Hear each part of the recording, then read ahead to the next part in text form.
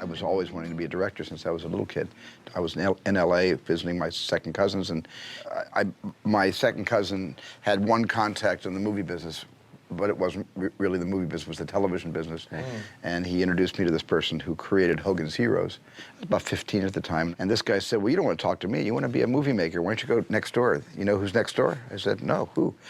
Jack Ford. They called him Jack Ford. He's Jack Ford's right next door. Huh. I'll take you across the hall. He takes me across the hallway, and he takes me into the office, and Jack Ford's assistant or secretary, as they were called in those days, was sitting there, and John Ford wasn't there, and so she said I could wait. He was out at lunch, back any minute, and I sat waiting for John Ford to arrive and talking to her. And about 40 minutes later, this old dude walks into the room wearing like a safari jacket and a patch over an eye, chewing on a handkerchief with a half, chewed up and very masticated and wet cigar in his hand. I saw all this stuff instantly, and he had kiss marks, but I mean, like not make-out marks, but the kind of perfect kiss marks, 2 on his cheek here, 2 here, a couple on the forehead.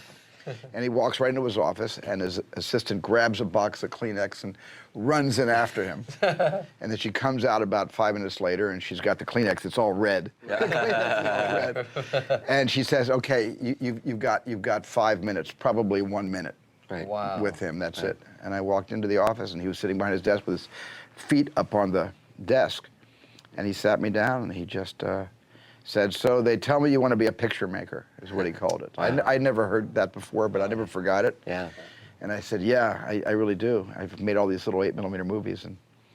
And he said, "What do you know?" He said, "What do you know about art?" And I just was stammering. I wasn't expecting that question. He said, "You see those paintings around the office?" I said, "Yeah." He said, "Well, get up and walk over to the first painting." He said, "Tell me what you see in that painting." And I said, "Well, I see 2 Indians on horses." He said, "No, no, no, no, no. Where's the horizon?" Oh, wow. Wow. So I said, "Well, the horizon's, way above the head of the Indians." He said, "Fine, walk on to the next one." He said, "What do you see in that painting?" And stupidly I said, "Well, there's some cavalry on horses." I hadn't learned anything, And he said, "No, no, no. Where's the horizon?" And I said, "Well, the horizon is the very, very bottom of the painting." He said, "Okay, get over here."